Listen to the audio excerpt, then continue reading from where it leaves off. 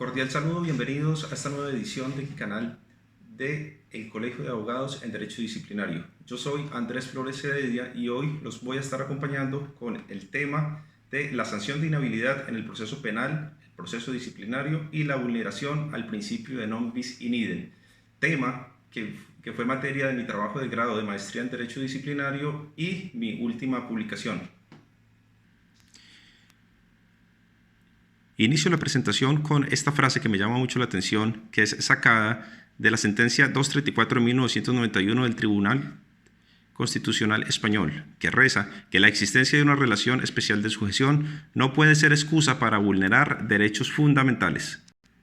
Es necesario también hacer un breve repaso a lo que representa el principio non bis in idem, lo cual en términos generales consiste en la prohibición de que un mismo hecho resulte juzgado o sancionado más de una vez.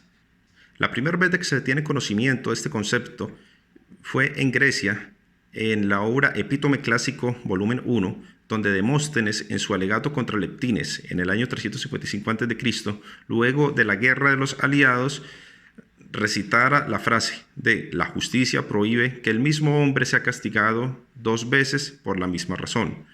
Más tarde, en Roma, se escucharía por primera vez el concepto de ne bis in idem, que hacía referencia a que en los procesos judiciales existía la prohibición de promover un nuevo juicio a través de la presentación de una segunda demanda sobre la misma materia por la misma o diferente acción, una vez nacida la relación jurídica procesal.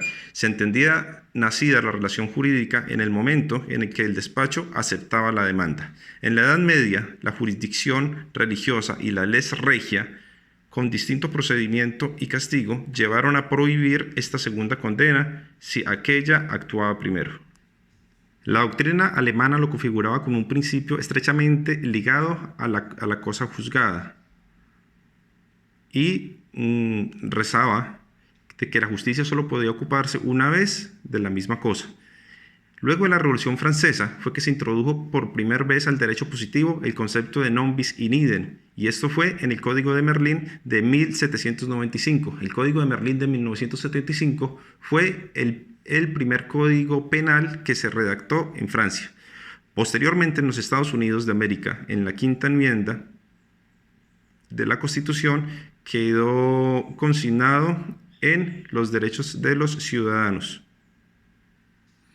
En el Pacto Internacional de Derechos Civiles y Políticos de Nueva York, en el artículo 14.7, quedó consignado: nadie podrá ser juzgado o sancionado por un delito por el cual haya sido ya condenado o absuelto por una sentencia firme, de acuerdo a la ley y el procedimiento penal de cada país. En Colombia, este principio lo recogemos o tiene soporte en el artículo 29 de la Constitución Política. En aplicación de este derecho fundamental contemplado en nuestra Constitución Política, la Corte Constitucional se ha pronunciado mediante varias sentencias, reconociendo la posibilidad de que un mismo hecho generador origine varios procesos y todos se puedan adelantar llegando a la conclusión de una sanción. Lo que sí protege en aras del cumplimiento de este principio es que cuando se llegue a aplicar una sanción en diferentes jurisdicciones, todas obedezcan a razones distintas. Razones que deben obedecer a los presupuestos para la existencia de la violación del mismo principio. Y estos presupuestos es que exista identidad de sujetos, identidad de hechos o conducta y objetos. La referencia de cada una de estas identidades es básica. Cuando se habla de identidad de sujetos, no es más que la coincidencia en que la persona que sea juzgada o sancionada en diferentes procesos sea la misma. Hechos o conducta es que estos procesos se originen del mismo hecho generador, o sea, lo que se investiga es una sola cosa. Y objeto hace referencia al propósito de cada uno de estos procesos o el fin de la aplicación de la sanción. Con este propósito se le han conocido varios efectos al non bis in idem. Primero, encontramos el efecto material, que se da simplemente cuando encontramos la triple identidad. Segundo, el efecto procesal externo, que es cuando un solo comportamiento es juzgado por varias jurisdicciones. existiendo incluso, según las palabras de Belén Marina Jalbo, la posibilidad de un concurso de leyes. Concurso que debe resolverse por los mismos criterios de los concursos de tipos. Finalmente tenemos el efecto procesal interno, que se da cuando en la misma jurisdicción despachos o diferentes despachos inician una investigación, o cuando el mismo despacho inicia diferentes procesos, o cuando tenemos en un mismo proceso diferentes calificaciones o diferentes sanciones frente a la misma conducta, lo cual es normal en muchos procesos disciplinarios. Cuando se revisa un comportamiento o una conducta y a la misma actuación se le asignan diferentes calificaciones y en muchas ocasiones por cada una de estas calificaciones se asigna una sanción. Teniendo claro los elementos que configuran la violación del principio del non bis in idem y las identidades, las cuales son sujetos, conducta y objeto, está claro que las dos primeras no representan ningún inconveniente. El problema casi siempre se ubican en el tercero y es la identidad de objeto o bien jurídico tutelado, ya que existen diferencias en bienes jurídicos. En este momento es preciso aclarar o hablar la duda que ronda en el mundo jurídico sobre si el derecho disciplinario tutela o no bienes jurídicos. Este tema ya ha sido suficientemente decantado cuando incluso nuestra Corte Constitucional ha dicho que el derecho disciplinario por lo menos protege un bien jurídico único y ese es el correcto desempeño o marcha de la función pública. En este orden de ideas, entonces, tenemos bienes jurídicos intraespecie y bienes jurídicos interespecie. Hablamos del bien jurídico intraespecie cuando dentro de un mismo proceso, valiéndose de diferentes calificaciones, se pretende hacer varias coberturas o protecciones al mismo bien jurídico. Y hablamos del bien jurídico interespecie cuando dos jurisdicciones distintas adelantan proceso con el propósito de realizar una protección efectiva o una tutela a un mismo bien jurídico. En este orden de ideas y remitiéndonos a la comparación entre el derecho penal y el derecho disciplinario, se debe tener en cuenta que a pesar de la autonomía de ambos, no son desconocidos y se deben complementar.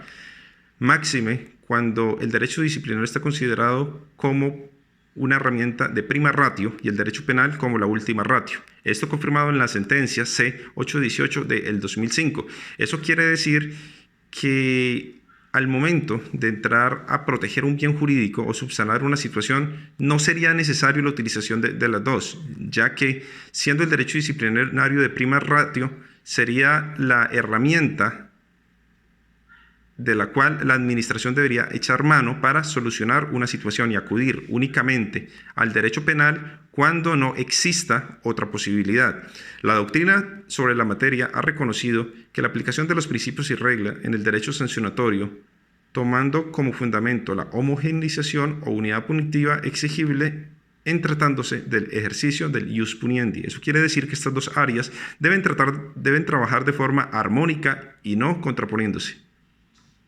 La novedad de este tema es que en Colombia y en varios países del mundo está aceptado la coexistencia de procesos y sanciones, ya que se dice que no existe conflicto entre la jurisdicción penal y la jurisdicción disciplinaria, ya que el propósito de los procesos y las sanciones son totalmente diferentes y que si se hiciera alguno de estos a un lado, existiría el riesgo de caer en la impunidad y perder el control sobre las actuaciones de los servidores públicos cuando se afecta el deber funcional.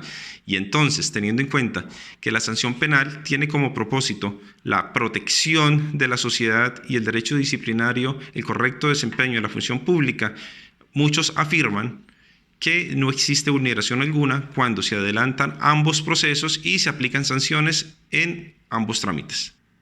De los primeros antecedentes que podemos encontrar, podemos hacer referencia a la sentencia 77 de 1983 proferida por el Tribunal Constitucional Español, cuando en este proceso se resolvió un fallo de constitucionalidad y y le dio a la misma Constitución, más precisamente el numeral primero del artículo 25, un sentido totalmente contrario al que se leía en la misma norma sin cambiar la redacción del texto. El artículo 25, en su numeral primero, hace referencia al principio de legalidad. Sin embargo, cuando se examinaba la situación de la imposición de una sanción penal y judicial a una persona, a un ciudadano, el Tribunal Constitucional Español concluyó que cuando la administración se pronuncia sobre un aspecto y este ya fue resuelto, no tiene por qué volverse a pronunciar mediante otro tipo de procedimiento. En la Ley 200 del 95, en el artículo 30, ya se contemplaba esta situación y se tenía a la sanción de inhabilidad como una sanción accesoria, la cual podía ser impuesta acompañando la suspensión y la destitución o no. Eso sí, se prohibía expresamente que cuando en un proceso penal ya hubiera sido interpuesta, no se podía poner en el trámite disciplinario. A pesar del respaldo constitucional y de las altas cortes en que la existencia de varios procesos que giran en torno a una misma conducta no violenta, el principio de non bis in idem, en la Ley 734 del 2002, vemos unos adelantos que hacen ver que no están así. Entre ellos está el artículo 11, que nos dice que cuando un destinatario de la ley disciplinaria se le haya resuelto mediante fallo ejecutoriado o decisión que tenga la misma fuerza vinculante proferido por autoridad competente, no se podrá volver a procesar o sancionar como tal. Cuando nos hablan de autoridad competente, no nos hacen una claridad total de cuál es autoridad competente, pero sí vemos o revisamos las facultades de un juez penal, por supuesto que estamos frente a una autoridad competente en la materia. Otra muestra del respeto al principio lo podemos encontrar en el numeral 9 del artículo 324 de la Ley 906 del 2004, cuando nos habla de las condiciones para que se pueda aplicar el principio de oportunidad. Y dentro de esas condiciones está que el servidor público haya recibido una sanción disciplinaria por la comisión de la misma conducta. Tanto en el Código Penal como en el Código Disciplinario, cuando vemos la descripción de la sanción de inhabilidad, nos encontramos con el mismo concepto. Y cuando revisamos cuál es el propósito, nos encontramos una identidad plena. La cuestión es que la pena dentro del proceso penal y la sanción dentro del proceso disciplinario pueden coexistir sin ningún inconveniente, porque claramente las dos buscan un propósito totalmente diferente. Y entonces sería válido que a alguien lo privaran de la libertad y disciplinariamente le aplicaran una sanción de destitución o suspensión. El conflicto como tal, y es el título de esta presentación, es cuando se aplica la sanción de inhabilidad, ya que el proceso penal lo que pretende es amparar y proteger la sociedad, y eso lo hace con las penas privativas a la libertad y demás que tiene. Pero en el momento que se decide imponer la pena accesoria de inhabilidad, el propósito no es otro que la protección de la función pública. Por otro lado, si revisamos el artículo 16 de la Ley 734, nos encontramos que el propósito de la sanción disciplinaria es precisamente la protección de la función pública. Entonces, cuando vamos a revisar por qué se aplica esta sanción de inhabilidad en ambas jurisdicciones, nos encontramos que es buscando exactamente el mismo propósito, y ahí es donde se da la triple identidad y la violación al principio del non bis in idem. En este cuadro podemos encontrar exactamente la comparación de los elementos y el soporte de la existencia de la violación. Cuando estamos frente a un proceso penal y un proceso disciplinario originado en los mismos hechos, tenemos a los mismos sujetos. En el proceso penal tenemos al Estado contra el investigado. En el proceso disciplinario tenemos al Estado contra el investigado.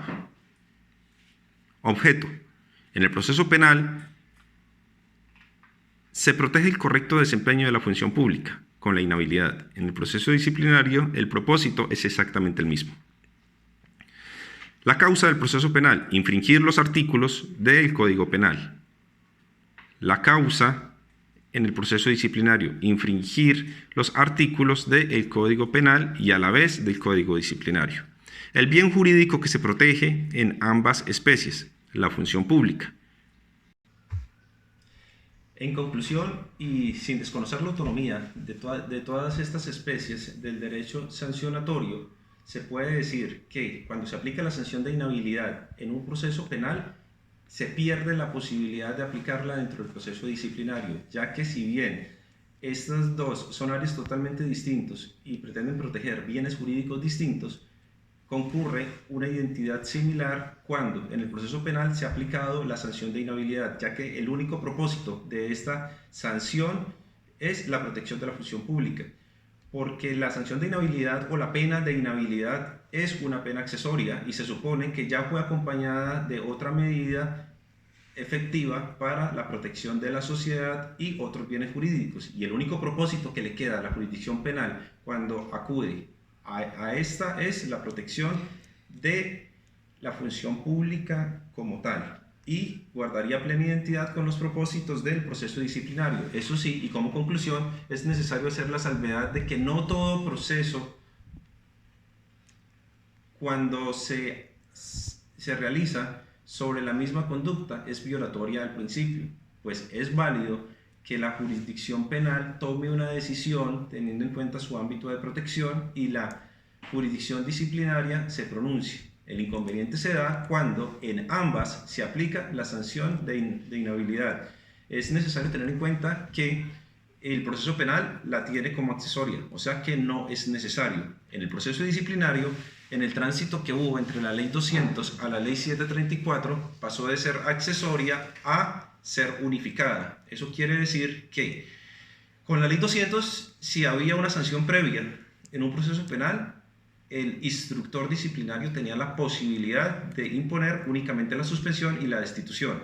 En el tránsito que hubo hacia la ley 734 y ahora la que va a ocurrir con la ley 1952 es que se unificaron las sanciones, y entonces al no poder fragmentarla, o sea decir suspendo o destituyo, esto deja sin posibilidad de aplicar una sanción disciplinaria como tal, ya que de hacerlo, esto iría en contra del principio de legalidad. Principio de legalidad que dice que el juez o el instructor disciplinario solo puede aplicar las sanciones que están contempladas en el código como tal.